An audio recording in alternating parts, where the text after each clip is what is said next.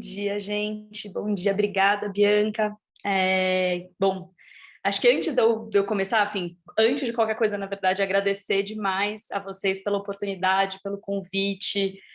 Estou realmente muito honrada e muito contente de estar aqui com vocês hoje de manhã para fazer essa conversa. Ouvi agora os minutinhos finais, né, do professor Marcos. Eu acho que, assim como ele, não sei se eu já tinha também parado para estruturar, né, enfim, uma reflexão mais direta exatamente sobre diálogo, ainda que isso permeie, né, o diálogo, enfim, com atores diversos, permeie a minha trajetória desde sempre, né, desde jornalista até esse momento, né, aqui diante de coalizões da sociedade civil. Mas acho que eu consigo aqui compartilhar a tela, né? Eu preparei só uma apresentaçãozinha para guiar o nosso papo. Deixa eu abrir aqui, se eu acho que eu vou conseguir aqui. Eu estava no... Oi, será que... Peraí que a barra tá... Peraí. Desculpa, é que a barra aqui me atropelou. Deixa eu ver se eu consigo tirar isso aqui. Pronto, aqui.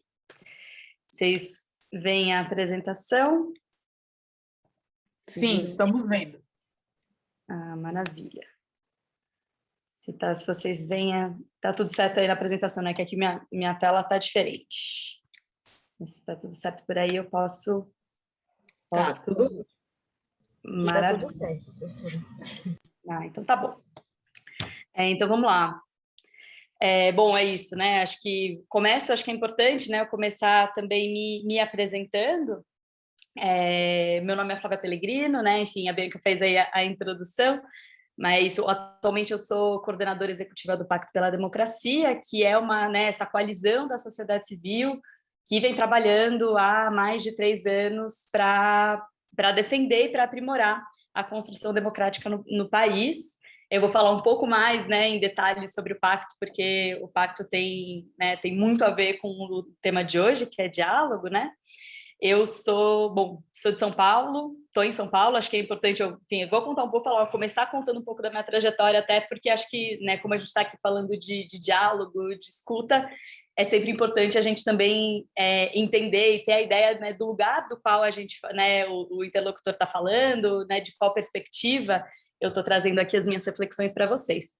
Então, é isso, né? Eu sou aqui de São Paulo, estou por aqui, eu sei que aqui tem gente, né? Tem pessoas de vários lugares do país. Eu sou, como a Bianca comentou, eu sou jornalista de formação, trabalhei enquanto jornalista durante algum tempo e em outras áreas da comunicação também. E em seguida eu fui fazer justamente, né, sempre com interesse, né, já trabalhava bastante com política de forma geral, com discurso, lidando muito com discurso político, e fui fazer um mestrado na França, né, no Instituto de Altos Estudos da América Latina, em Ciências Políticas. E aí, a princípio, né, eu sempre fui apaixonada pelo tema da integração regional, da integração da América do Sul. Esse era o meu tema de predileção ali. E eu tive a oportunidade de fazer, na verdade, 2 pesquisas, né, na época do mestrado. Eu comecei com essa pesquisa, né, sobre análise do discurso político. E depois, né, enfim, eu acabei, né, fiquei lá durante 5 anos e aconteceram, né, era entre 2011 e 2015 que eu fiquei lá, e né, em junho de 2013 começaram, né, eclodiram as manifestações aqui no Brasil, né, e a universidade lá na França falou, olha, seria muito interessante se tivesse alguém aqui, né, que pudesse se debruçar sobre isso, né, eu sei que os acontecimentos, né, são quentes, estão acontecendo agora, mas seria muito importante ter alguém olhando para isso, então eu acabei fazendo a minha pesquisa e dissertação mesmo de mestrado a respeito, né, das manifestações, né, de contestação que aconteceram em junho de 2013 aqui no Brasil, e foi um processo bastante intenso, que enfim, que exigiu bastante escuta também, né, porque eu trabalhava ali nas ciências políticas, mas olhando para um acontecimento bastante quente. E aí isso foi, né, até, enfim, concluí em 2015, e justamente naquele momento a gente via já em 2015 que o Brasil atravessaria momentos, né, o Brasil e a sua democracia atravessariam momentos muito difíceis, né, muito duros. Lá em 2015 isso já era, né, de certa forma evidente. Então eu acabei decidindo voltar para cá, justamente porque eu falei, bom, é o momento de né, a pegar tudo que eu venho estudando, né, os privilégios que eu tive, né, de poder fazer essa trajetória e tentar transformar, né, enfim, contribuir de alguma forma para esse momento que o Brasil começava a viver. E aí eu, né, acabei aí já entrando um pouco nessa, né, nos diálogos, né. Assim que eu cheguei aqui, eu fui trabalhar já, né, vim para trabalhar justamente no terceiro setor, né.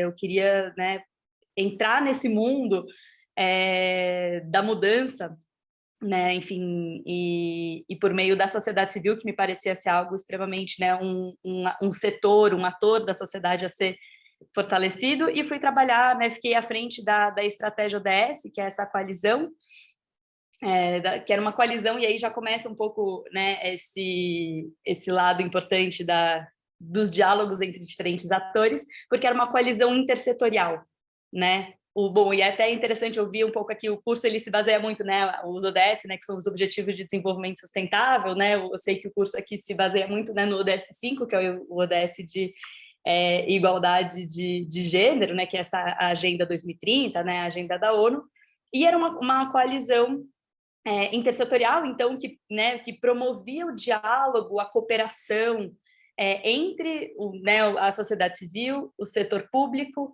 o setor privado e a academia, né, uma agenda extremamente complexa, mas que dependia desses atores muito diferentes, com perspectivas muito diversas, com natureza de atuação, né, de papel na sociedade muito distintos. Então, e o meu papel ali era, né, eu fazia secretariava, né, era a secretária executiva dessa coalizão. Então era, né, já para mim já foi né, um aprendizado gigantesco e um reforço enorme também da relevância, né, da gente conseguir construir pontes e diálogos e formas de construir e cooperar entre pessoas, atores e entes sociais que têm perspectivas extremamente diferentes, prioridades diversas, formas de atuar diferentes. Então, foi, né, assim, posso dizer que nessa trajetória foi um dos primeiros momentos em que eu me deparei que falei, bom, como que a gente vai, como é possível, assim, é possível, como é possível a gente lidar com esse, né, com a construção desse diálogo por um objetivo comum, né, por um objetivo que é extremamente importante para o desenvolvimento, né, enfim, da nossa sociedade, enfim, essa era uma agenda internacional, né, enfim, que a princípio, né, que o Brasil, né, do qual o Brasil é signatário, mas, né, do qual a gente, né, não deveria haver ali, ou, enfim, disputas, né, de outras naturezas, mas, enfim, a gente sabe que não é assim que acontece, mas, então, né, acho que foi um momento ali em que exercitar a capacidade de encontro e de diálogo entre atores muito diversos foi muito importante, mas, enfim, acho que, aí falando, bom, da agenda dos ODS, a gente sabe que a gente está num desafio muito grande, né, justamente porque o Brasil começou a passar, né, a agenda lá entra em vigor em 2015, e justamente no momento em que também, né, o contexto brasileiro, o contexto político, social, também começa a sofrer mudanças bastante significativas, né, e a gente entrar com outras, com muitas preocupações e urgências que talvez tenham, né, que tenham tirado a disposição, o olhar para aquela agenda. E aí, justamente né, eu fiquei à frente da coalizão durante um pouco mais de 2 anos, e aí, então, eu fui justamente para o Pacto pela Democracia, né, essa coalizão, fui compor a secretaria executiva dessa rede em 2018, e por lá eu cheguei de cara já numa função muito desafiadora, né, que era justamente dialogar e engajar candidatos de todos os partidos políticos, né, da esquerda à direita, com os compromissos que o Pacto pela Democracia propunha para as eleições de 2018.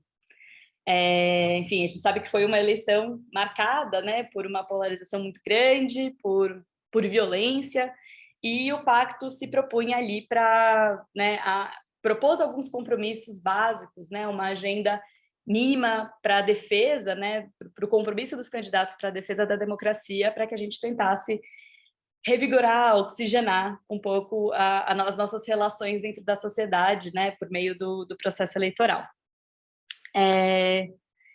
Deixa eu ver, eu queria explicar um pouco para vocês o que é o Pacto pela Democracia. Deixa eu ver, só que a minha tela aqui sumiu.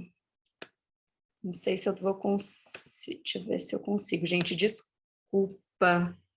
Vocês estão vendo aí, né, a tela? Sim, a tela que dá para ver. Pronto, agora mudou de slide, certo? Só para eu garantir mudou. que eu não estava vendo. Obrigada. De nada. Então, mas o que é o Pacto pela Democracia, né?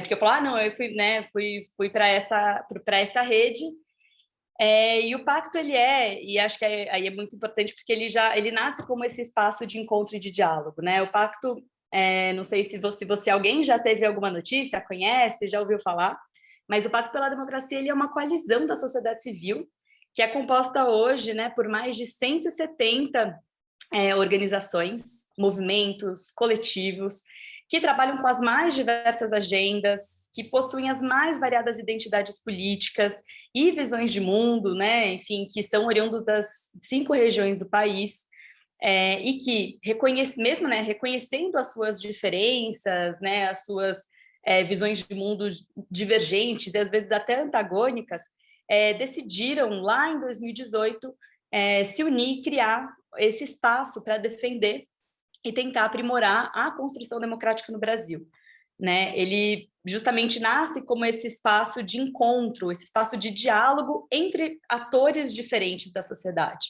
né? E na verdade, o pacto, embora ele se origine, enfim, na verdade, ele se funde mesmo em 2018, ele tem origem num movimento anterior que se intitulava Nova Democracia, que nasce lá em 2016, diante do processo de impeachment da presidente Dilma Rousseff, né?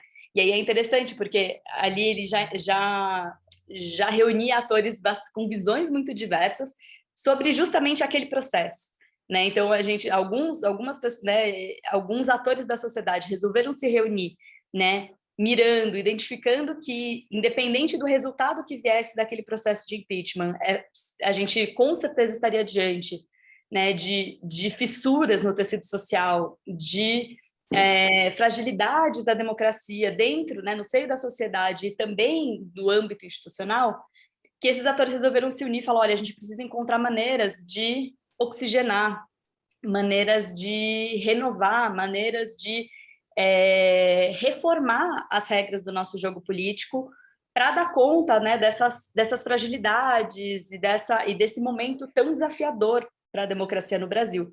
E aí é até engraçado porque a gente costuma contar que dentro, né, desses atores que inicialmente se reuniram nesse movimento que chamava à época Nova Democracia, tinham atores que viam aquele processo como um impeachment, né, legítimo, enfim, dentro das regras democráticas, e outros que viam justamente como golpe, né, enfim, como algo que, de fato, né, não tinha a legitimidade que se deveria garantir, que, né, contrariava ali a Constituição. Então, a gente até começou a chamar né, a gente se referia a esse processo como golpeachment, justamente para tentar abarcar as duas visões, quem achava que era golpe, quem achava que era, de fato, um processo de impeachment legítimo.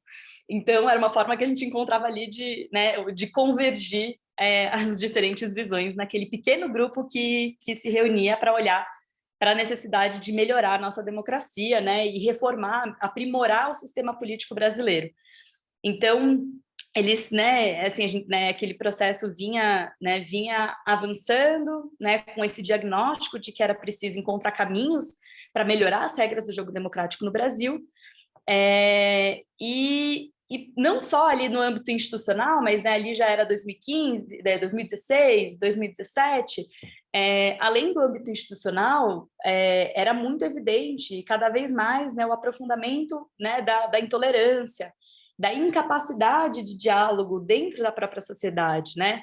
E isso, né, foi justamente sendo cada vez mais entendido como um processo de erosão mesmo da democracia dentro da sociedade, um processo de degradação da nossa convivência e da nossa cultura democrática, né, dentro da sociedade brasileira. E o que também era extremamente preocupante, e esse processo vinha acontecendo, vinha se intensificando há alguns anos já naquele momento, né? Acho que vocês devem se lembrar, né, das eleições de 2014, por exemplo, né, em que essa polarização, né, enfim, mais pra frente a gente vai falar um pouco disso, mas em que essa dinâmica, né, de falta de diálogo, de violência que marcou o debate político foi muito grande, né? E foi muito grande já, assim, muito, né? Claro que, né, o debate político, a disputa política, ela tem ali as suas questões, mas em 2014 foi diferente, né? Já começou com um nível de violência um tanto maior. E então, né, diante desse diagnóstico, né, e somado, claro, a um cenário, né, de descrédito nas instituições, de criminalização da política, né, por si mesma, né, de ataque a pilares, a princípios, a valores, né, os valores mais básicos, né, que alicerçam qualquer sociedade democrática, esse grupo, então, passou a falar, bom, a gente precisa olhar para a democracia no Brasil. Não tem, assim, a democracia, ela é basilar, né, ela fundamenta a luta por qualquer outro direito, né, então a gente precisa olhar para, né, de que forma a gente consegue melhorar esse processo, melhorar as regras do jogo. No entanto, isso era 2016, 2017, né? Então era um grupo que mirava, né, construir pontes, construir diálogos, né, entre diversos atores e o próprio, né, e o legislativo, porque tinha muito um olhar para a própria reforma política. Então construir diálogos para melhorar o sistema político. Só que aí chega o início de 2018, né? 2018, né, esse grupo vinha ali, né, a gente tinha as eleições previstas para outubro, mas março temos o assassinato da Marielle. Há os tiros, né, por exemplo, na caravana do Lula, né, que já estava ali no processo de campanha eleitoral. O general ameaçando por meio do Twitter o STF em relação ao habeas corpus do Lula. Então, a gente foi vendo acontecimentos dentro da sociedade, em diversos âmbitos, que estavam ameaçando de uma maneira muito grave esses pilares da democracia. Então, nesse momento, assim, diante dos primeiros acontecimentos de 2018, né, e um ano que era um ano eleitoral, de eleições gerais, que esse grupo, que era o Nova Democracia, então, né, decide se tornar o Pacto pela Democracia. E aí a gente costuma usar sempre uma metáfora, que a gente falava, bom, a gente tinha ali um prédio que a gente via que estava precisando de reforma, que não estava bom, que tinha muitas falhas, e a gente se propunha a reformá-lo, né? Mas não dá para a gente reformar um prédio, ou se propor a reformar um prédio, se ele está prestes a desabar, né? Se as suas bases, os seus pilares, provavelmente, né, estão com muitas fissuras e estão prestes a desabarem mesmo.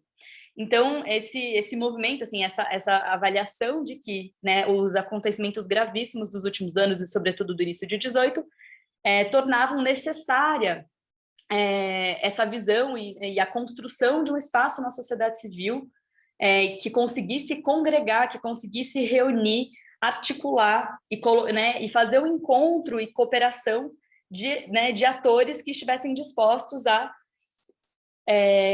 se unir para defender a democracia, né? Independente do lugar, né, da sua visão política, independente, né, enfim, da sua identidade política, né, tá no próprio espectro, da pauta que se atua. E foi aí, então, que nasce esse, né, que de fato o pacto começa a emergir, né, como esse espaço para fazer isso, para trazer gente da esquerda, da direita, de qualquer pauta, outra pauta, né, enfim, atores da sociedade civil, sobretudo, para fazer esse trabalho, porque não, né, a gente falava, a gente precisa encontrar, a gente precisa falar de mínimos comuns, né? A gente precisa encontrar, a gente está de acordo, né? Encontrar os atores do campo democrático que estejam de acordo que não há outro caminho para que a gente avance enquanto sociedade, para que a gente avance nos nossos direitos, na conquista de direitos, na garantia das nossas liberdades, que não seja por meio de uma sociedade democrática. Então, independente da luta que você faça, independente do caminho que você acredite que essa sociedade deva, né, o caminho que ela deve perseguir e traçar, só dá para fazer isso dentro de um regime democrático, de uma sociedade democrática. Então a gente precisa encontrar, né, e reunir quem acredita nisso, independente das suas agendas programáticas, independente da sua proposta mesmo, né, para as respectivas pautas. A gente precisa estar junto, né, até para que a gente possa existir, para que a nossa diversidade possa existir, a gente precisa garantir as bases de uma sociedade democrática, de um regime democrático. Então, aí acontece, né, em 2018, a gente tem um processo eleitoral muito difícil, marcado por muita violência, marcado por baixíssimo nível de diálogo, de tolerância, pelo contrário, né, e a gente acaba, né, tendo aí a eleição né, de um grupo político, né, não só de uma figura política, mas de um grupo político que se coloca de forma bastante avessa, né, a esses preceitos, princípios, valores, práticas democráticos, né? Então, de 2019 para cá, esse processo, né, de necessidade de reunião, né, de encontro, de ponte, de diálogo entre os diferentes para fazer a defesa da democracia, né, para tentar conter a escalada autoritária, né, que a gente vem vivendo de lá para cá, passou a ser ainda mais urgente, né, passou a ser um processo ainda mais acelerado e muito mais, assim, extremo, no sentido de que a gente vem testemunhando essas ameaças de forma bastante cotidiana. Então, em resumo, o Pacto pela Democracia se propõe a ser, né, um espaço na sociedade civil para promover o encontro, o diálogo, a cooperação entre pessoas, entidades com visões diferentes, para defender e tentar reconstruir as bases da nossa democracia. Né? Ele promove e estimula essa necessidade de diálogo e de ação conjunta de todos aqueles que consideram, né, que se consideram do campo democrático, né, que se disponham a se somar para tentar garantir as condições mínimas para que a luta por todo e qualquer direito possa ser livremente travada, né, no nosso país.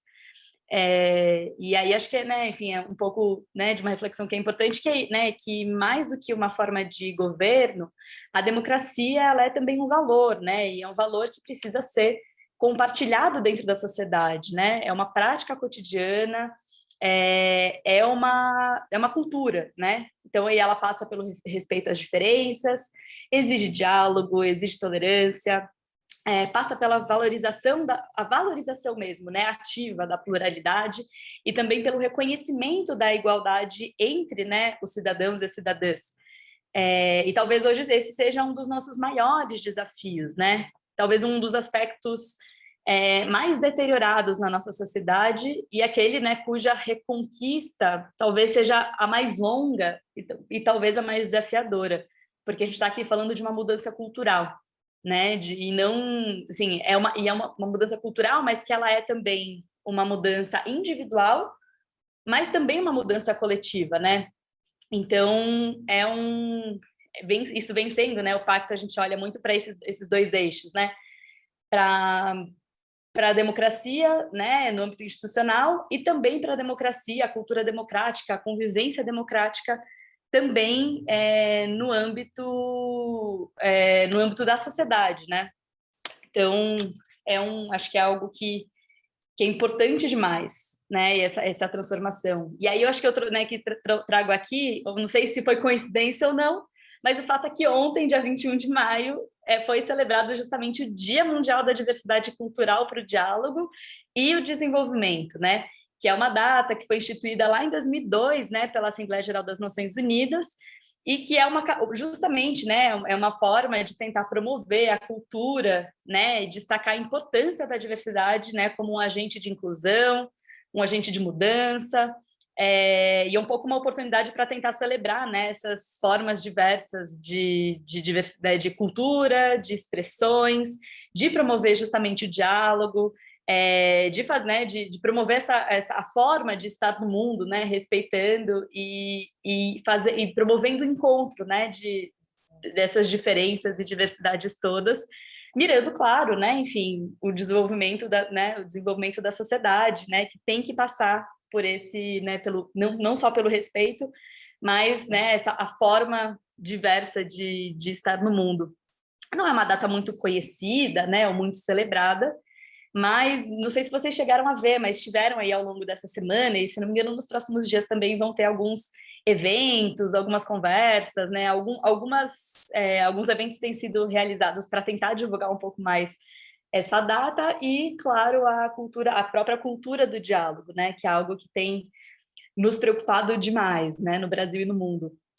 E acho que até por isso, né, a gente está, né, tô aqui falando do Brasil, mas a gente está falando de um cenário que não é próprio, né, que não é exclusivo da nossa sociedade brasileira, mas é fato também que aqui, né, a gente está precisando demais rever e transformar a nossa forma de dialogar, a nossa forma de escutar, a nossa forma de trocar.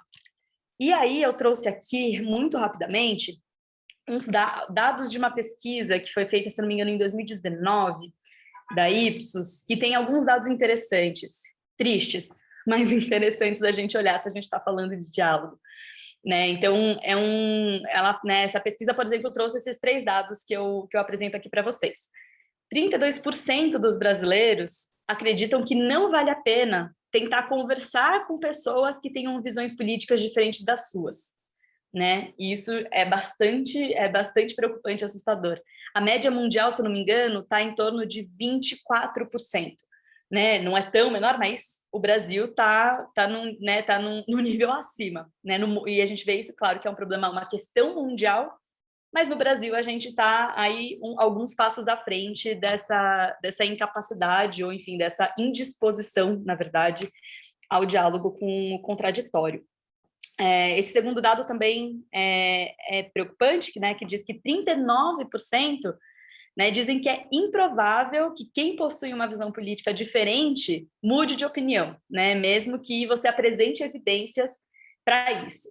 Então, também, imagina, quase 40% que fala, bom, você não enfim, não estou disposto a realmente escutar, a realmente dialogar, né, a realmente considerar, né, essa troca como algo relevante para a construção da minha perspectiva, para a construção da minha visão, das minhas ações. Então, acho que ele já evidencia, né, uma dificuldade, uma falta muito grande, né, de algo que é de um pilar essencial para o diálogo, que é a escuta. Né? Então, não tá, né, 39% das pessoas se dizem, né, pouco ou nada dispostas a, de fato, escutarem, né, e levarem aquilo em consideração para a sua construção de visão, de perspectiva.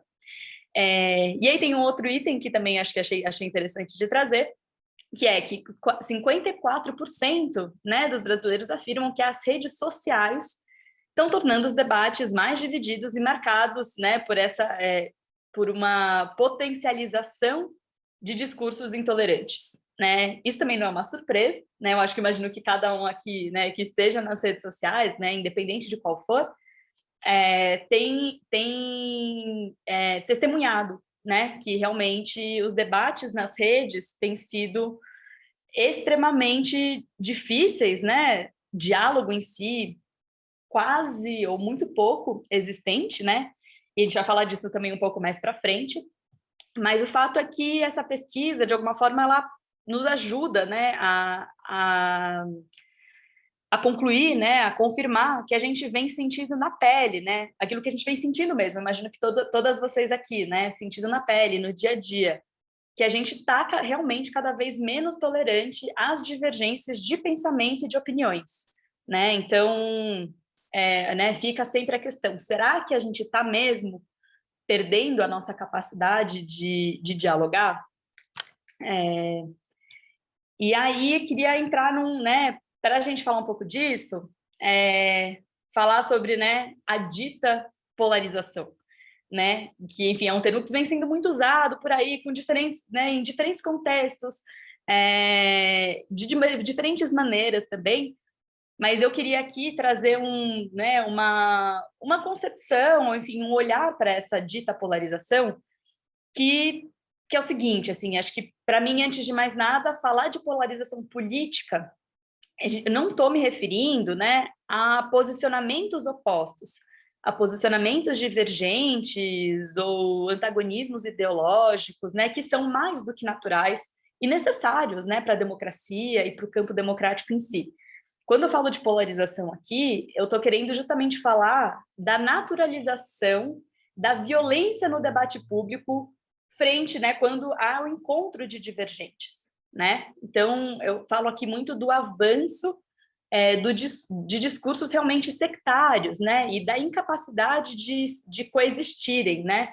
De haver a coexistência, né, entre atores com visões diversas, que é um processo, que aí esse sim é um processo que vem correndo demais a nossa sociedade e a nossa democracia, né? Então, só para, né, deixar, acho que é importante, né, quando a gente vai falar de polarização, já que esse termo vem sendo muito utilizado, que eu não estou falando da existência, né, de visões opostas, né, antagônicas. Até porque é isso, né, como eu vinha falando, a polarização política, ela está intrinsecamente ligada, né, ao enfraquecimento, né, essa polarização, né, que eu falei que é a naturalização da violência no debate, ela está ligada ao enfraquecimento da democracia, né, sobretudo nos últimos anos, né, no mundo, e a gente pode falar aqui, né, muito bem do Brasil. Baseada na desvalorização da pluralidade, né, e da divergência, essa polarização ela acaba diminuindo a convivência e a expressão de pessoas, né, ao contraditório, né, e isso vai alimentando a intolerância, contamina o ambiente político. Então, faz com que realmente as pessoas evitem, né, e mais que evitem, às vezes, né, ogerizem mesmo a qualquer elemento, qualquer discurso, qualquer agenda que lhe pareça divergente do que ela acredita, ou do que a princípio, da posição que ela se coloca, né? E a falta dessa cultura democrática, né, que valorize o diálogo, né, acaba transformando, né, tem um elemento que é importante aí, que é justamente isso, transforma adversários em inimigos, né, adversários políticos em inimigos.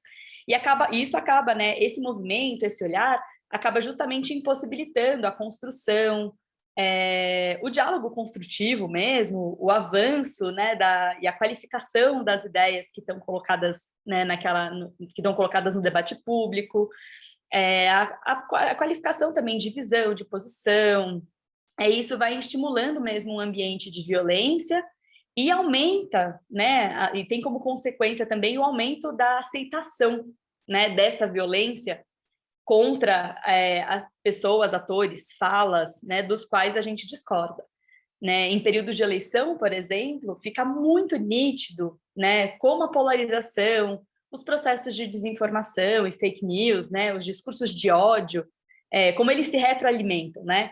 E como eles distorcem a percepção da realidade, né? E causam diversas formas de violência sob pretexto de combater a ameaça, né, que que se representa, que se vê representada, né, pelos adversários.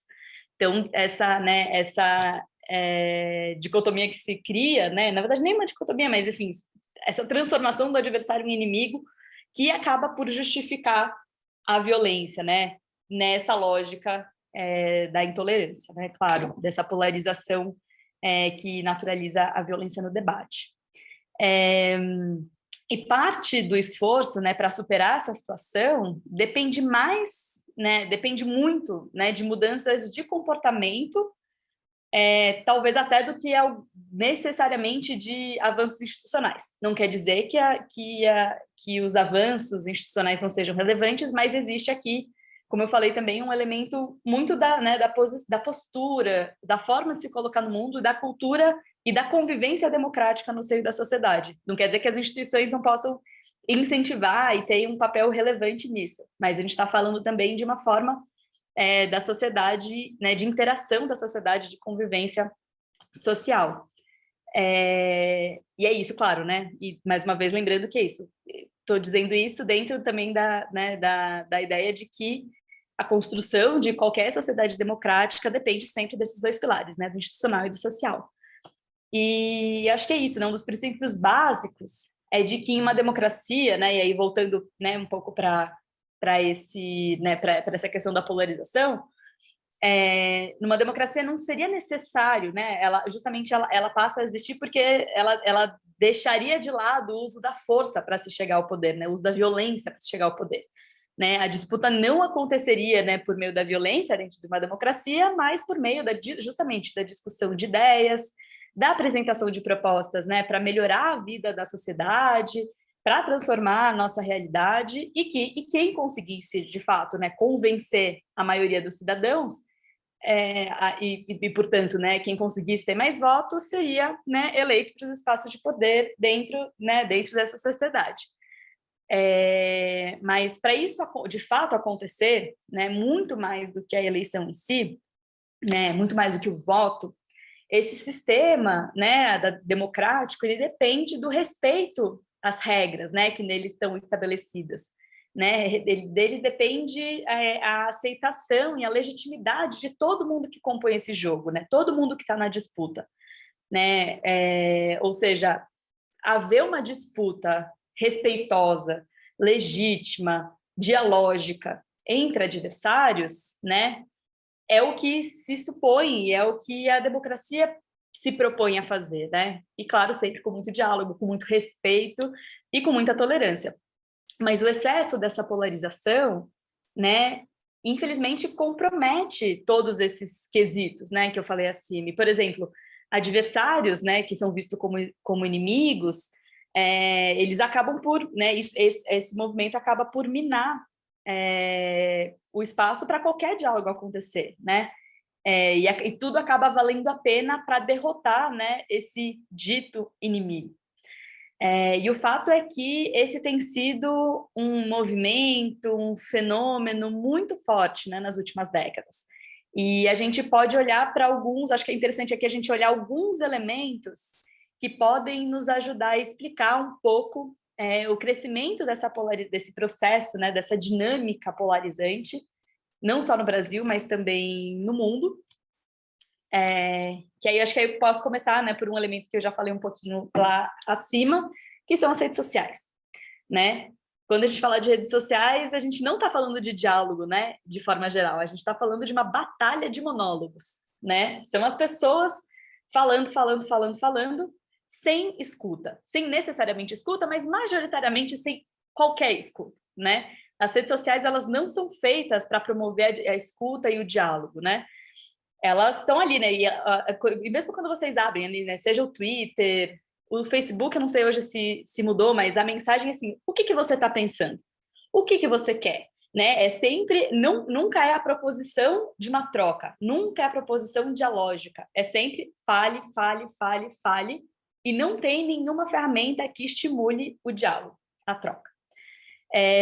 Dentro das redes sociais tem um outro elemento também que agrava essa situação, né? Quando a gente fala dos algoritmos, né? Os algoritmos das redes, e cada uma tem a sua, né, os seus, mas em geral eles favorecem, né, os conteúdos e as informações que se encaixam bem na nossa visão né, na sua visão de mundo, na visão de mundo do usuário, né, daquele perfil, porque, né, esses de alguma forma, né, eles dão prazer para o usuário, né, eles trazem ali um conforto e aumentam, portanto, a chance deles serem consumidos efetivamente, das pessoas continuarem nas redes, porque elas vão continuar ali reafirmando o que elas acreditam, vão gostar de rolar ali o seu feed.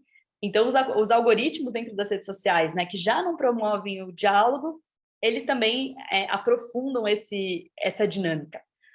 E aí, justamente com os algoritmos, a gente vê esse processo, né, que a gente vem chamando aí da criação das bolhas, né? E cada indivíduo acaba tendo contato somente com as opiniões, com as notícias, com os artigos, com os vídeos, imagens que estão ali para reforçar, né, que reforçam as suas crenças, as suas posições e visões. né, os pontos de vistas diversos, por outro lado, têm uma chance muito pequena, né, de furar essa bolha dentro da lógica das redes sociais e dos algoritmos. Então, de tudo isso resulta que cada pessoa acaba consolidando e reforçando as ideias que ela já tem, né, das quais ela já dispõe, e passa a ter mais certeza de que ela está certa, né, nesses julgamentos. Bom, está todo mundo aqui concordando, falando, falando a mesma coisa que eu, que aí quando vem alguma posição divergente, aí sim é fora do escopo, né, e é difícil de lidar, porque justamente não tem a proposição do diálogo. Então, essas divisões discordantes, elas se tornam cada vez mais estranhas, mais absurdas, né?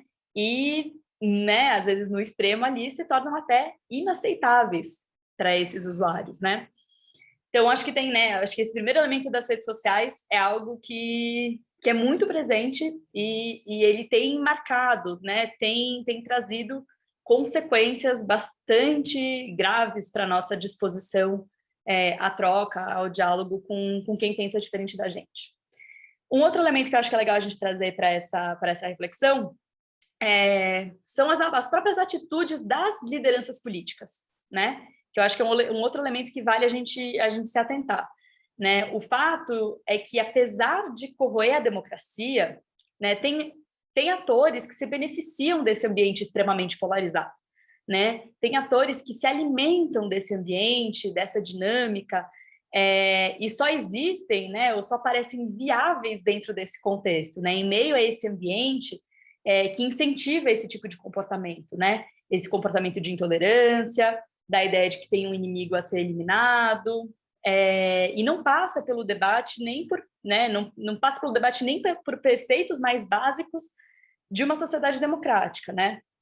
E aí, nesse contexto, quanto pior o inimigo, né, o inimigo, né, entre aspas, claro, parece ser, mais soa justificável, né, como eu já falei, quebrar as regras, né, desrespeitar as regras do jogo democrático. E não à toa, né, teve um estudo também que mostrou que essa forma de polarização acaba favorecendo também a ascensão, né, a emergência de líderes populistas ditos iliberais, né, ou seja, que tem pouco apreço às normas democráticas e as limitações de poder, né, e infelizmente a gente vê isso muito claramente no Brasil atualmente, né, então essa dinâmica, né, de que esse ambiente fortemente polarizado favorece a emergência desse tipo de liderança que explora, né, que depende, que se alimenta desse ambiente, né, violento e de guerra entre atores que têm dificuldade, né, intolerantes e que tenham dificuldades de fazer esse diálogo né, dentro das regras do jogo democrático. Deixa eu ver se aqui na prática, aí, bom, tem esse, né, eu coloquei aqui também um terceiro ponto, que é na prática, o fato é que a gente tende a dar mais valor a fatos, né, diante desse contexto todo, né, redes sociais, lideranças políticas e também outros elementos, claro, mas a gente tende a dar mais valor a fatos e informações que reforçam as nossas opiniões e menos valor àqueles que contrariam as nossas visões, né? E nesse sentido a gente pode, né, a gente consegue entender um pouco mais por que as fake news se espalham com tanta facilidade, né? Porque elas se aproveitam da nossa vontade de acreditar, né, em notícias que corroboram as nossas ideias, independente se elas são verdadeiras ou não, né? Se elas têm lastro na realidade ou não. Né, imagino que todo mundo aqui já tenha testemunhado isso, né? Você recebe, e às vezes até é um movimento, assim, um esforço que a gente faz, né? Você recebe ali, às vezes, né, no WhatsApp ou em alguma rede social, ou, né, uma notícia, assim, tem até acho que algumas plataformas, né? Se não me engano, o próprio Twitter, se você não abre, né? Eles têm tentado aprimorar a ferramenta. Se você tenta compartilhar o link sem a notícia, sem clicar no link, sem abrir, ele fala, peraí, você realmente quer compartilhar sem ler antes?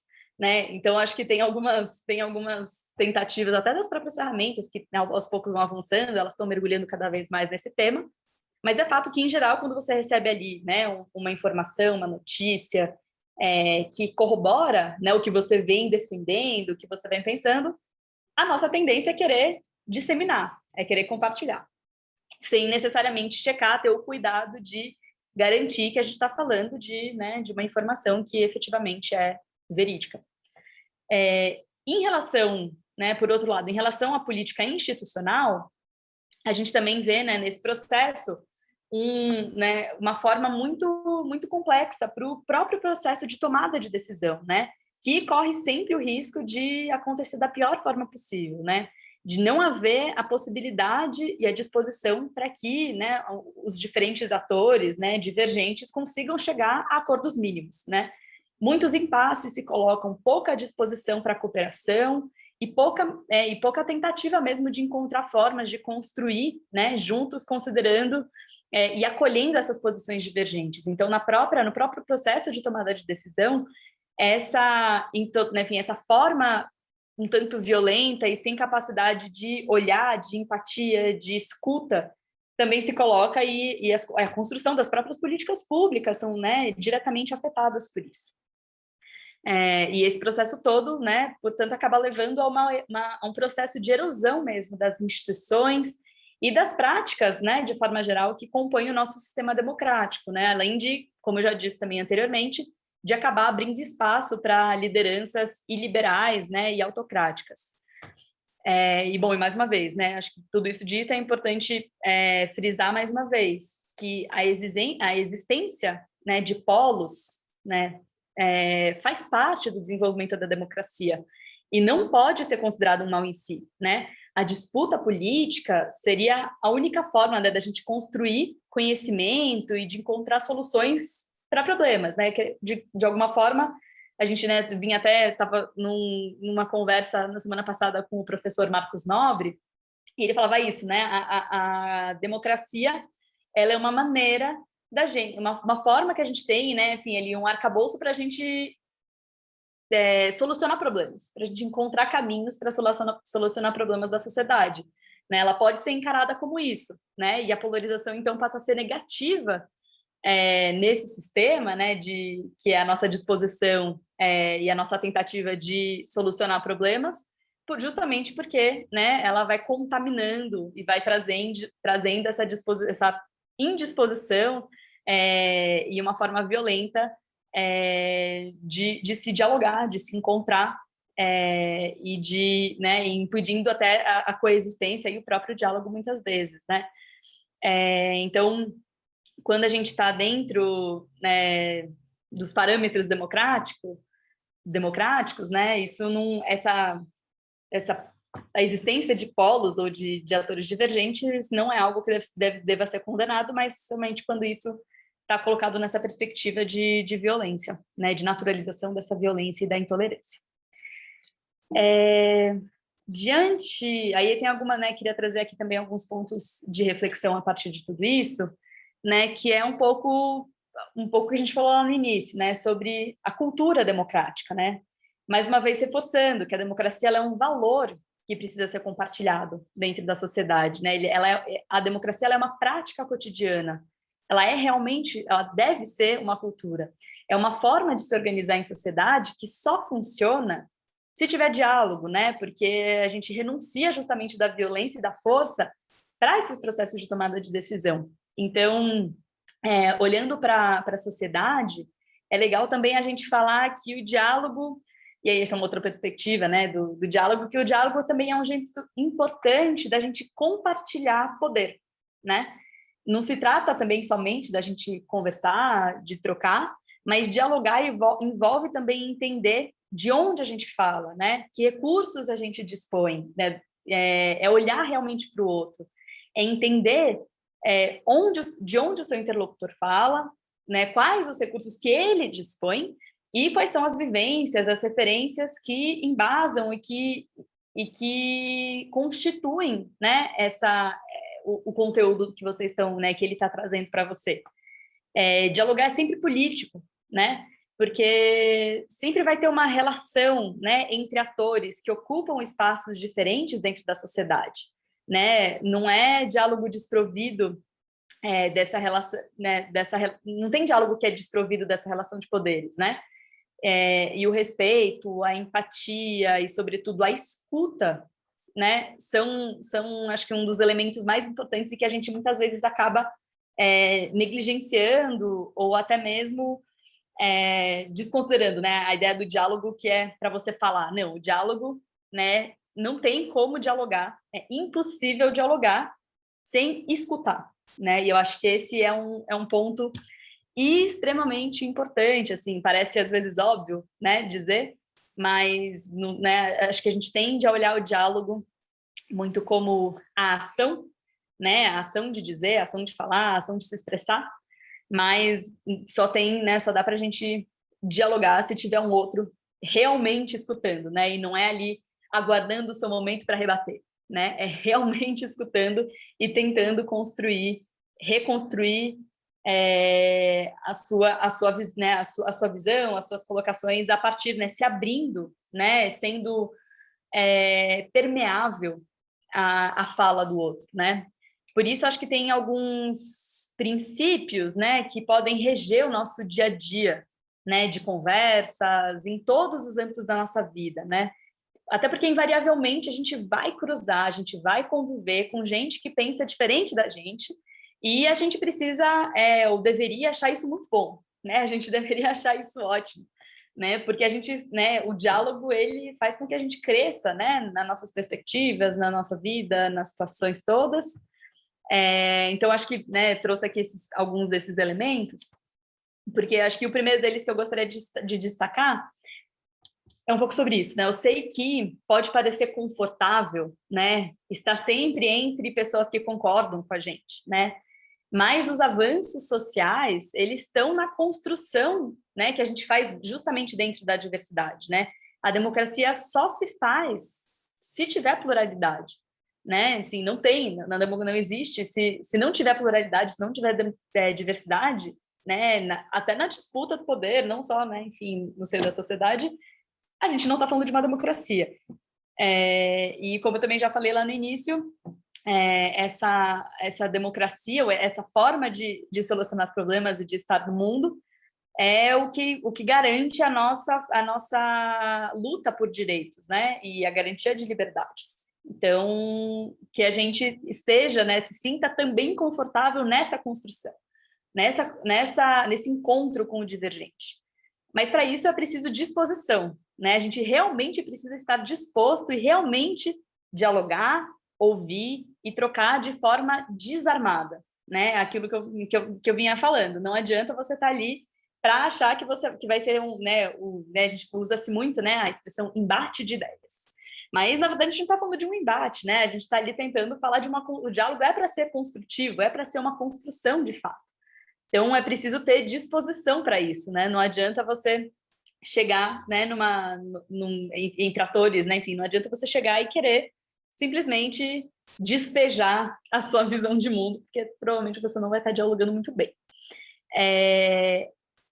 Esse diálogo, ele também tem que ser um exercício diário, né? Ele é uma forma, né? Eu acredito muito que ele é uma forma de estar no mundo, porque isso está em todas essas relações. A gente não está só falando ali do debate político ou numa conversa, sei lá, que por alguma razão tem alguma relevância maior, mas é no nosso dia a dia, no nosso encontro com as outras pessoas. Então, eu realmente, né, acho que é uma forma de se colocar mesmo no mundo, de construir toda e qualquer relação que a gente tenha, até porque isso faz parte, né, da nossa convivência em sociedade, da nossa convivência democrática que eu venho falando tanto.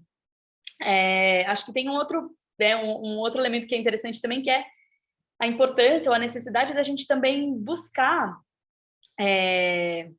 ativamente, né, esses espaços e as ocasiões que estimulem a gente a ter esses encontros com o diverso, fazem a gente crescer, aprimoram as nossas visões de mundo, e exercitar muito, né, nesse processo todo a nossa escuta e a nossa empatia, né? Acho que é sempre importante se colocar no lugar do outro para entender, né, para tentar entender a visão, né, a perspectiva, a proposta, né, que o seu interlocutor está trazendo. Até porque isso enriquece as nossas próprias perspectivas, né? Um outro elemento que é muito importante quando a gente fala de diálogo, que é também não estigmatizar, né, as pessoas ou mesmo determinadas pautas, né? Não tentar deslegitimar o que está sendo dito só porque vem de um emissor que você identifica ser de um outro campo político, por exemplo, ou que você já sabe que previamente que tem uma visão divergente da sua, né? Tentar se livrar de todo e qualquer tipo de estigmatização, né? Dos preconceitos, mas de estigmatizar mesmo algumas agendas, alguns interlocutores. Acho que isso é algo que é essencial, né? Muito central quando a gente fala de disposição ao diálogo. Claro, também não fazer suposições, né? O melhor caminho, né, nessas situações é sempre perguntar para o outro, né? Nunca, né, supor que o seu interlocutor está dizendo X coisa, ou supor que que a premissa ou a perspectiva é essa ou aquela, mas se colocar sempre de uma forma, né, a perguntar, a consultar, a indagar, e não tentar fazer suposições sobre o que o seu interlocutor está dizendo. E acho que, né, um básico, mas que nesse momento talvez seja muito importante da gente sempre frisar, que é jamais tratar o seu interlocutor como um inimigo, né? Alguém a combater, né? Eu acho que tem um pouco essa tentativa de tirar a ideia do embate de ideias, né? Então, a gente não está tentando vencer, né? Se você está tentando vencer um diálogo ou vencer um argumento, talvez você não esteja, de fato, dialogando. E aí, acho que eu gostaria muito de falar, né? Acho que todo mundo deve ter visto essa imagem ontem, circulando demais pelas mídias sociais, que me pareceu uma boa maneira da gente falar sobre, né, retomar, então, beleza, sobre o contexto político democrático no Brasil e as possibilidades de diálogo, claro, né? Apesar desse cenário extremamente preocupante, né, quando o assunto é a nossa cultura democrática, né, quando o assunto é a nossa disposição, a nossa capacidade de diálogo e respeito ao contraditório, respeito às diversidades, esse contexto muito difícil, pouquíssimo democrático, com muitas fissuras, nele também é possível a gente enxergar, né, tentar encontrar algumas oportunidades encontrar algumas oportunidades desse contexto que se alicerça, né, que está fundamentado naquilo que é extremo, né, naquilo que desrespeita as regras do jogo. Então, a gente ter atualmente, né, infelizmente, um líder, né, do executivo, um líder de governo, né, um presidente de extrema-direita, com características, né, de um líder autocrático, autoritário, faz com que o posicionamento do espectro político se mova, né? Tem uma certa, né, com esse movimento, com essa ascensão, a gente acaba acontecendo uma reconfiguração do próprio espectro político, né? A gente abre espaço para que a gente possa contar, dialogar, construir com atores e aliados bastante improváveis, né, e bastante inusitados também em determinadas situações. Esse contexto acaba tornando um pouco mais fácil abordar o diferente, né? Identificar pautas, agendas, objetivos que sejam comuns dentro desse contexto. E eu estou dizendo isso assim, não quer dizer que esse diálogo seja simples, né? Mas os atores, né, os atores políticos, sobretudo, mas dentro da própria sociedade também, eles podem estar dispostos, né, mais abertos a conversar com interlocutores, né, e com figuras que antes eram pouquíssimo prováveis, né, que eles poderiam criar essas alianças, ou, enfim, criar oportunidades de diálogo, de convergência, de construção, num contexto, digamos, de maior normalidade, né, democrática. Esse contexto, apesar, né, de todos os pesares e né, da dificuldade em todos os âmbitos que ele traz, ele acaba trazendo também promovendo de alguma maneira uma maior capacidade de negociação, né, entre os outros atores que não se reconhecem, né, nesse campo extremo, digamos assim.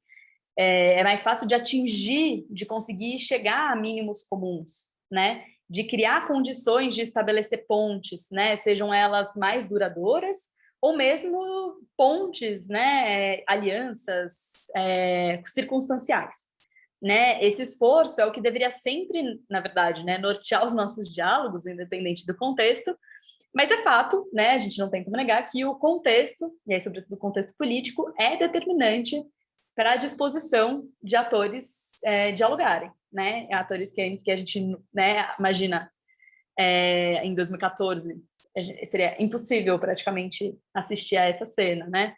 Isso não quer dizer que o Lula, né, e o Fernando Henrique aqui nessa imagem, não quer dizer que lá atrás eles se tratavam como, não entraram naquela lógica, né, dos inimigos, né, apesar das disputas e das rivalidades, por mais acirradas que elas fossem, os dois sempre tentaram manter, né, mantiveram ou tentaram manter a postura democrática, o respeito ao adversário.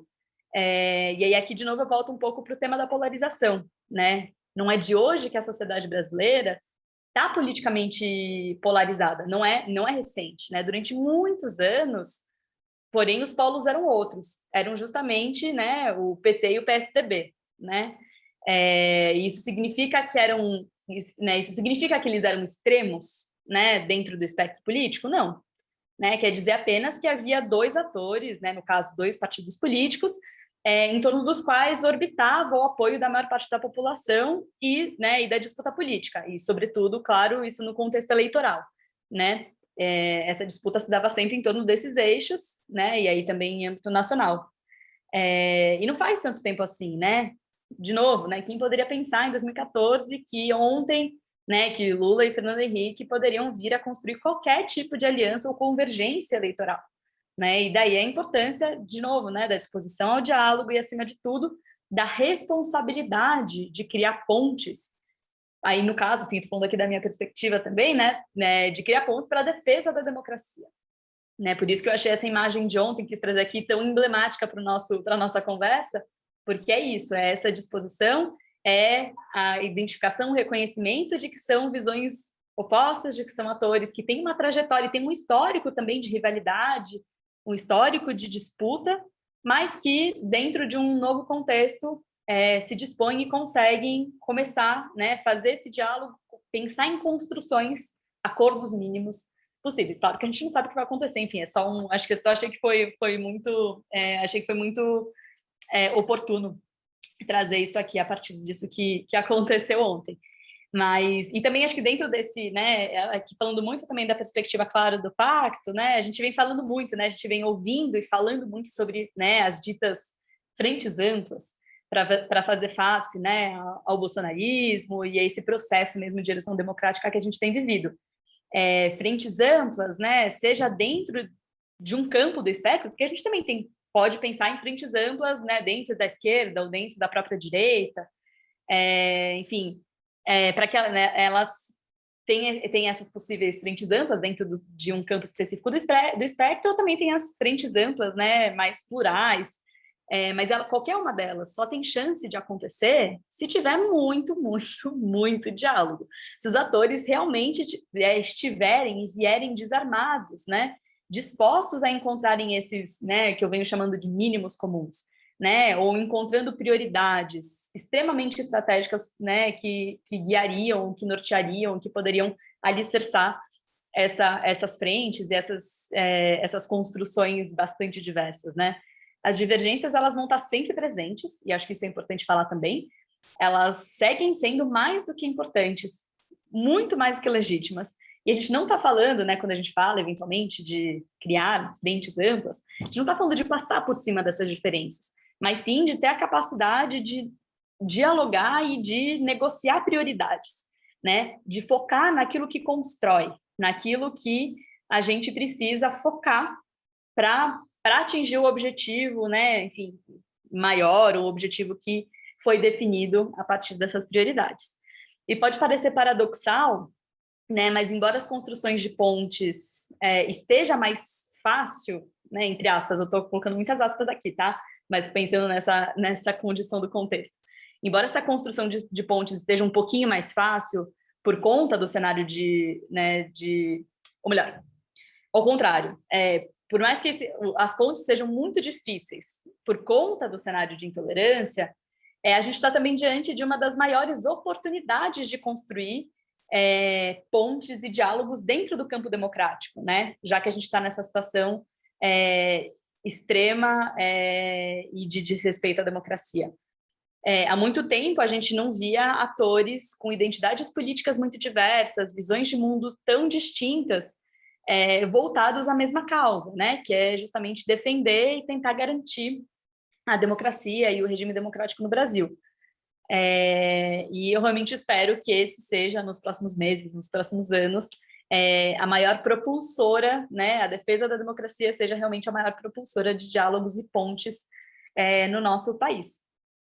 E aí, queria só contar, né, antes da gente ter um tempinho aí para conversar, meu Deus, falei muito, mas eu queria só contar um pouco na prática, né, assim, e aí falando aqui da perspectiva do Pacto pela Democracia, né, eu coloquei aqui essas duas manchetes que são bastante características das ações desde o nascimento do Pacto até o que a gente vem fazendo, né, nos últimos anos, né, aí essa, né, do pessoal ao novo, o partido se une em lançamento do Pacto pela Democracia, ou da UNE, né, da União Nacional dos Estudantes ao Livres, né, que é um movimento liberal, né, os movimentos ensaiam frente ampla pela democracia até doer. Então, no pacto a gente vem justamente, né, como eu contei para vocês lá no começo, ele nasce como, né, com a proposição, com a proposta de ser esse espaço de encontro e de construção entre diferentes. Né? Na nossa rede é isso, a gente tem atores, né, movimentos coletivos, organizações realmente muito diversas, que né, com identidades políticas muito distintas, e que decidiram, né, falaram, bom, a gente está diante de um momento de ameaça à democracia, a gente precisa encontrar o que nos une para poder fazer essa defesa. Então, a gente vem, né, de 2018 agora até 2021, e vamos seguir pelos próximos anos, encontrando formas, né, fazendo que esse encontro, na verdade, né, a proposta de diálogos e de encontro entre atores muito distintos seja, né, seja um movimento cotidiano, né, seja algo que permeie as nossas relações e as nossas construções políticas, né, daqui em diante, sobretudo nesse momento em que a gente a nossa democracia está sofrendo sérias e constantes ameaças. Né? Eu coloquei até aqui esse exemplo do Diálogos Democráticos, né? Que é um evento que a gente vem fazendo desde 2019, encontros, né? Antes eram presenciais, mas encontros reunindo, né, figuras, e aí figuras políticas, figuras da academia, de todos os setores da sociedade, com visões muito distintas, para sentar e dialogar sobre um tema que seja relevante, né, sobre o momento, o contexto democrático no Brasil. E esse ano passado, por exemplo, um dos que a gente fez foi com parlamentares, né, que foi esse aqui da série do Democracia o que Fazer Agora, que a gente, né, reuniu desde o Orlando Silva, né, do PCdoB, até o Fábio Osterman do Novo, né? Então a gente vem no nosso cotidiano, a constituição, né, assim, da nossa rede, da nossa coalizão é baseada, né, no encontro do diferente, né, e da tentativa desses diversos cooperarem, dialogarem, encontrarem formas de atuar conjuntamente para defender a democracia, e também na nossa ação externa, né, que é encontrar na sociedade atores relevantes que possam mostrar como é sim possível fazer essa construção política e efetivamente democrática dentro do nosso contexto político atual. Mas era mesmo só para dar uma ideia um pouco aqui para vocês do que a gente vem buscando em termos de diálogo, diversidade, de construção política ao longo dos últimos 3 anos. E aí é isso. Acho que eu queria deixar aqui justamente, embora tenha falado demais, deixar aqui um espaço para diálogo, para a gente poder trocar um pouco. E é isso. Muitíssimo obrigada. Foi um prazer muito grande estar conversando aqui com vocês. Flávia, nós que agradecemos, foi incrível mesmo. Enfim, meninas, a palavra está aberta. A Sara fez uma pergunta no chat. Eu não sei se você quer falar, Sara, ou você quer que eu transmita a sua pergunta, você quer perguntar diretamente. Se quiser, só abrir o microfone aí. A Sara está por aí ainda, gente? Tô aqui. Não, mas eu queria saber, eu achei muito legal, eu não conhecia o pacto. E aí eu até dei uma pesquisada aqui no site para, enfim, conhecer um pouco mais, entender as formas de participação, assim. E aí o que eu queria saber é isso, quais são as possíveis formas de participar, assim. Eu sei que vi que dá para assinar, newsletter e tal, enfim, né, dá para você se inscrever para participar, mas eu fiquei querendo saber um pouquinho mais de como participar efetivamente, sabe? Quais são as possibilidades nesse sentido. E obrigada pela palestra, foi ótimo. Não, imagina. Vou respondendo uma a uma? Melhor assim? Acho que pode ser, né? Tá ótimo. Sara, muito obrigada, enfim, pelo interesse também em pesquisar um pouco mais sobre o pacto a partir da nossa conversa aqui. Realmente, assim, a gente tem, né, embora o pacto seja, a gente é uma coalizão de organizações, movimentos e entidades, a gente tem a gente ainda está desenvolvendo também, pensando em outras formas de engajar os cidadãos. A gente tem isso, tem a newsletter que a gente faz, né, que a gente lança semanalmente. A gente dispara para uma base super, super importante, né? Enfim, de centenas de milhares de cidadãos interessados, né, em conteúdos, em acompanhar um pouco o que a sociedade civil vem fazendo pela democracia. E a gente vinha agora com a pandemia, né, desde o ano passado, algumas ferramentas, né, acabaram se limitando um pouco mais, né, dentro da nossa atuação, mas a gente vinha lá em 19, e espero que quando for seguro e possível a gente possa retomar, mas a gente vinha tentando construir também um grupo de cidadãos interessados em entrar mais ativamente nas atividades do pacto, né? A gente fazia os eventos, a gente ainda faz, né, agora de forma online, mas em geral a gente vai chamando, né, num primeiro momento para diálogos. Acho que esse é um dos caminhos que hoje ainda é o caminho mais frequente, mais importante que a gente vem fazendo junto a cidadãos e cidadãs, que é a promoção de diálogo mesmo.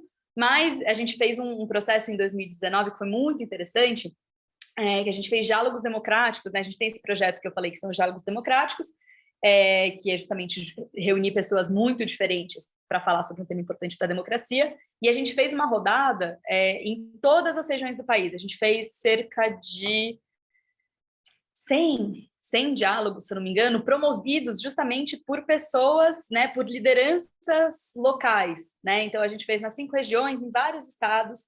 A gente abriu um edital de microbolsas para que as pessoas pudessem justamente promover dentro do seu município, da sua comunidade, da sua região, um debate sobre democracia que fosse relevante e necessário e talvez até urgente para o seu, né, pro seu local, né? Porque a gente, né, o pacto de forma geral, a gente fala muito, né, do espectro nacional, né? A gente está mais voltado para a discussão, voltada para a discussão nacional sobre a democracia, mas a gente, né, para a gente é muito importante que cada vez mais o debate, né, a democracia, né, como enquanto tema, enquanto valor, esteja, digamos, na boca do povo. Então, a gente vem tentando trazer, a gente vinha fazendo isso, era um plano bem grande que a gente tinha para 2020, que era de fazer um processo bastante amplo de diálogos democráticos locais, promovidos pelas próprias lideranças políticas, comunitárias em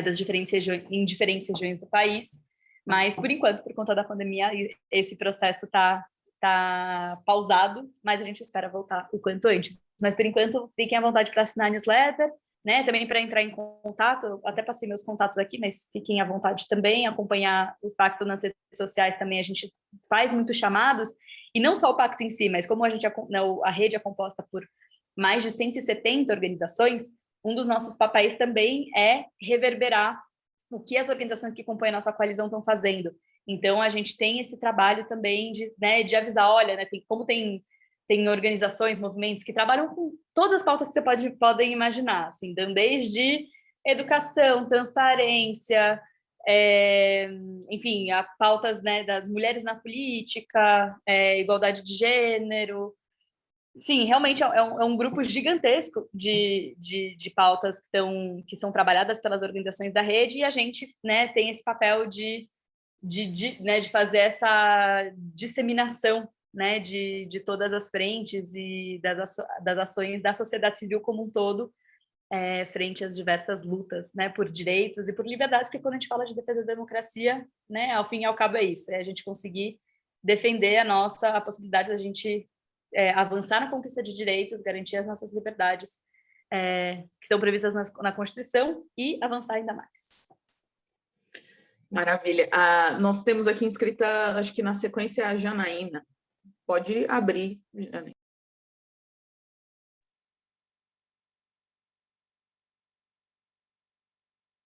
A gente não está te ouvindo, Janaína. Acho que seu áudio está... Mas, na verdade, você não está muda, mas a gente não consegue te ouvir. Acho que seu microfone deve estar desligado.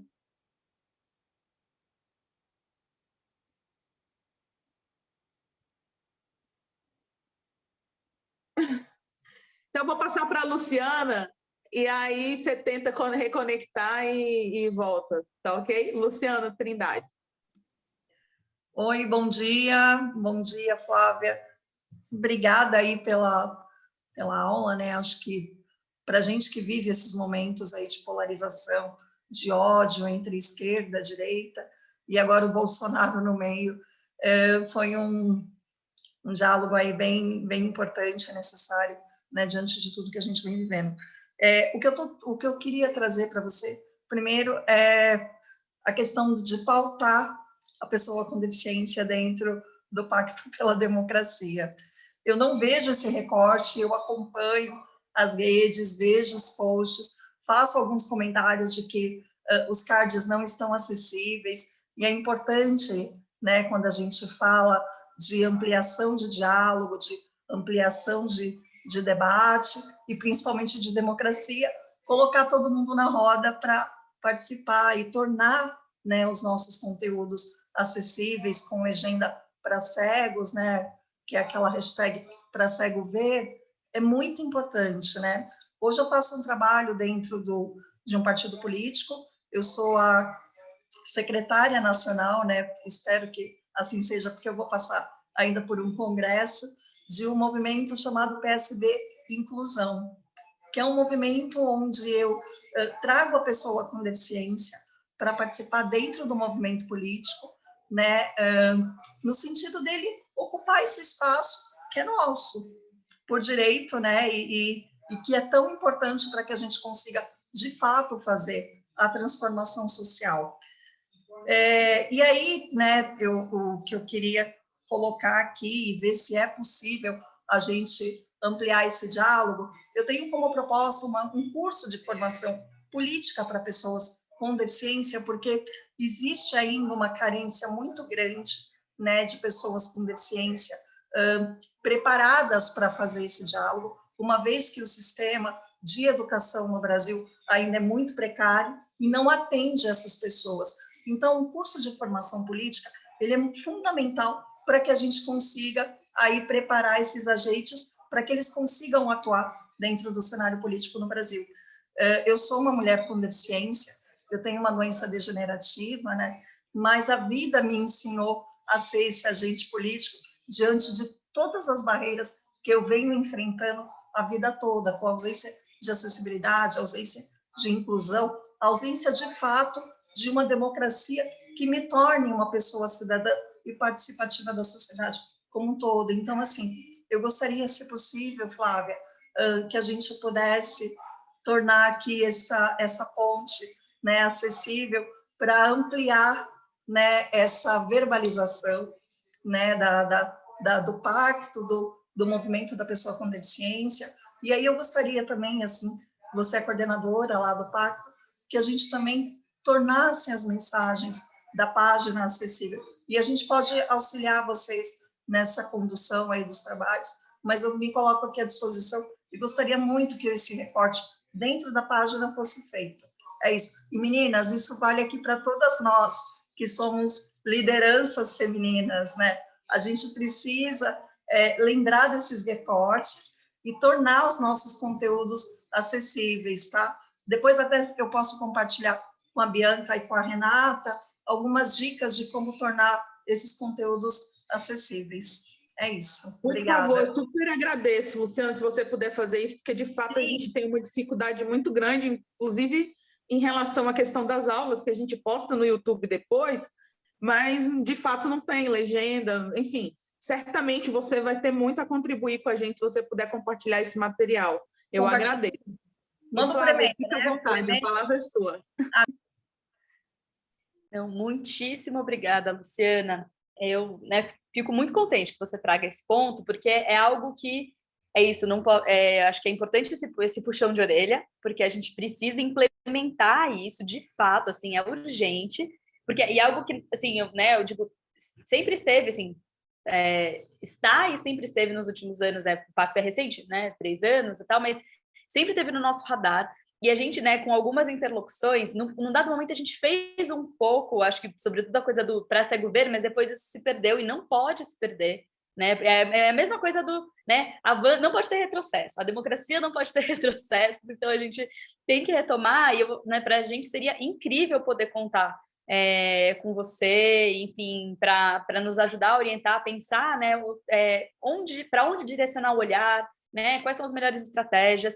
E me fez muito pensar, a gente fez durante, né, nesses diálogos democráticos até esse projeto, um deles a gente estava construindo com justamente a senadora Mara Gabrilli, e ela sempre trouxe para a gente também essa questão, assim, a gente estava ali falando sobre o evento e tal, e foi um evento que no fim acabou não acontecendo, né, não me lembro por qual razão, mas ela falou, Flávia, vamos, mas, né, para qualquer ação a gente precisa pensar em toda a acessibilidade, em todos os detalhes. Eu achei maravilhoso, assim, eles começaram a orientar a gente sobre de que maneira apresentar e colocar no mundo aquele projeto, né, considerando o que a gente precisava considerar, o que a gente não podia deixar de fora. E eu lembro de um dos assessores dela me falando, além, claro, da necessidade disso para a democracia, independente de qualquer contexto, ele me falou, Flávia, você tem que, né, tentar virar aí uma chave, porque ele falou até o próprio, né, o Bolsonaro, né, como tem, né, a influência da Michelle sobre a questão, né, da tradução em Libras, ele falou, ele está falando com uma população gigantesca, que vocês não são vocês e todos os outros atores que estão falando sobre democracia, muito provavelmente não estão falando, né, estão se vendo reconhecidos, né, ali por aquela preocupação, né, por aquela forma também de comunicar, e que, assim, se vocês que estão disputando a narrativa da democracia não fizerem o mesmo, vocês já estão saindo perdendo, com um número expressivo, né, de cidadãos e cidadãs que precisam, né, que precisariam muito também serem afetados, né, pelo diálogo que vocês estão propondo. Então, isso para mim, eu lembro que ficou muito marcado, né, isso foi no final, acho que foi em 2019, final de 2019, e é isso, mas, mais uma vez, por isso que eu acho que, né, te ouvindo falar, falou, a gente não pode deixar isso passar de maneira alguma, porque já faz tempo que está no nosso radar, e a gente precisa, né, falar de democracia, a gente precisa ser efetivamente democrático. Então, muito obrigada, Luciana, eu deixei ali os meus contatos, não sei se teve oportunidade, mas a gente pode trocar contatos e conversar, porque para a gente vai ser um prazer gigantesco falar sobre isso e ter essa cooperação. Eu deixei o meu WhatsApp, Flávia, no legal. chat. Aí, quem precisar aí de um socorro para falar sobre pessoas com deficiência, enfim, essas coisas de acessibilidade, estou super à disposição. Obrigada, Flávia. Imagina, obrigada Super a você. Obrigada. Janaína, você voltou, né? Você consegue falar agora? Vamos ver, estão me ouvindo? Pronto, agora sim. Que bom. Gente, bom dia, Flávia, você coleguinha, né, que eu sou jornalista também. Enfim, é muito interessante, né, o Pacto pela Democracia, eu não conhecia, e durante toda a sua fala, eu fiquei pensando, como que a gente faz, como que vocês do Pacto pela Democracia vislumbram uma chance de diálogo com essa parte da população que a gente acredita que seja 30%, às vezes menos, às vezes eu tenho a impressão que é muito mais, que, assim, todo aquele movimento de 2016 para cá, a gente culminou num momento de... Como é que eu posso explicar?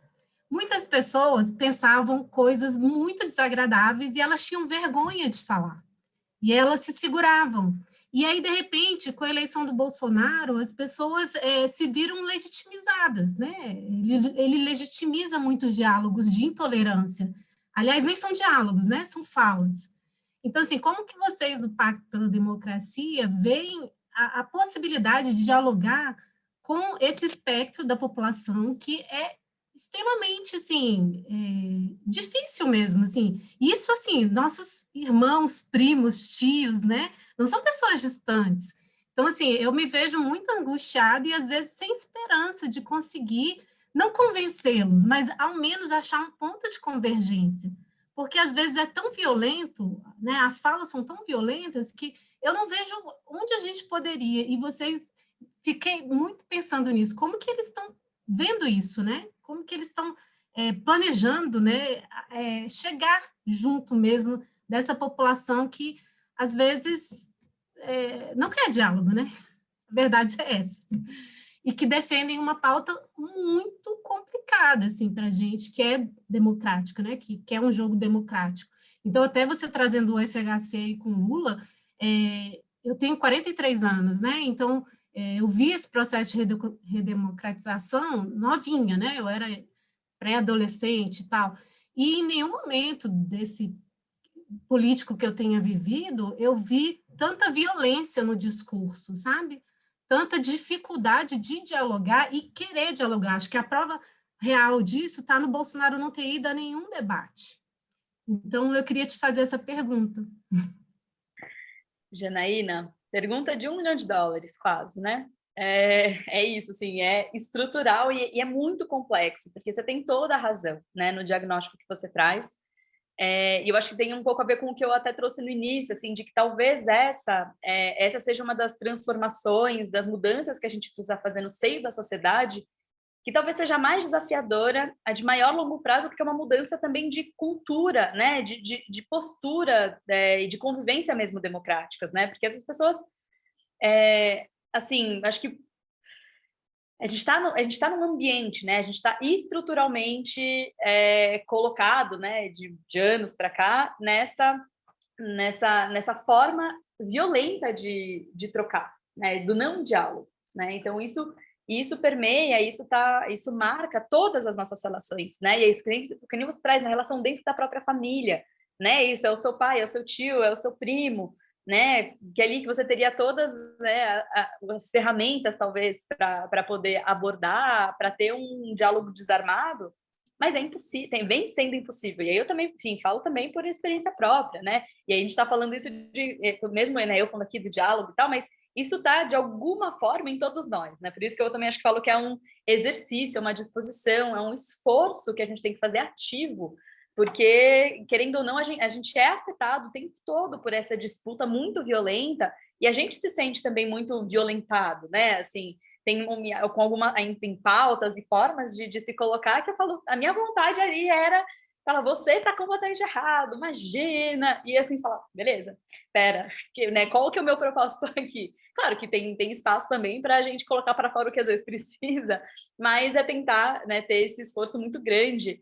E eu acho que para mim acho que a palavra-chave, né, é escuta, mesmo quando a gente fala de ouvir, de conversar, né, falar como conversar com os apoiadores, né, do Bolsonaro, as pessoas que estão imersas, né, no bolsonarismo, digamos assim.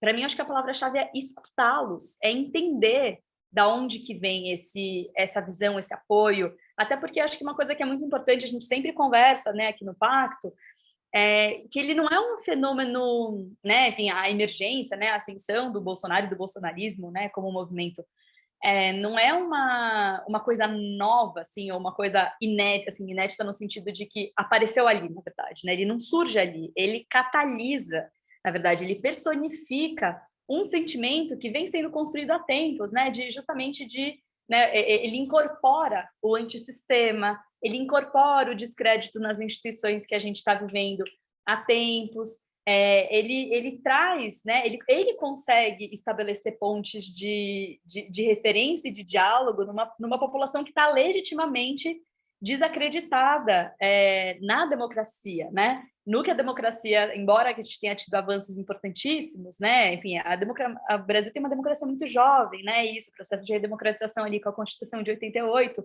Então, a gente estava ali num processo de amadurecimento das instituições e que sofre essa quebra, né? A gente tem um país extremamente desigual também, então as condições de participação social também são muito diferentes e muito difíceis.